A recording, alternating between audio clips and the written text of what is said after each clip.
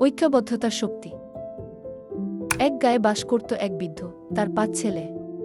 ছেলেরা সবসময় নিজেদের মধ্যে ঝগড়া করত, কিন্তু বাবা বারবার তাদের এক থাকতে বলতেন। তারা তার কথা শুনত না, অশান্তি বাড়তেই থাকে।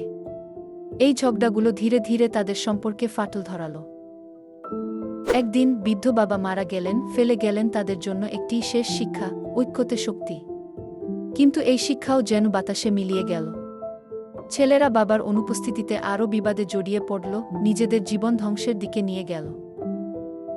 ঝগড়ায় তারা নিজেদের জীবনে শান্তি হারায়। সেই গ্রামের মানুষ তাদের দেখে শিক্ষা নেয়, খুব গভীরভাবে উপলব্ধি করে যে ঐক্যের গুরুত্ব কতটা। যখন সম্পর্কগুলো ভেঙে পড়তে থাকে, তখন জীবনও ছিন্নভিন্ন হতে শুরু করে। এই গল্প আমাদের শিখিয়ে দেয় পরিবারে ঐক্যের মূল্য। আমরা কি পারি না নিজেদের মতানৈক্য ভুলে একত্রে চলতে? ঐক্যই সত্যিকারের শক্তি।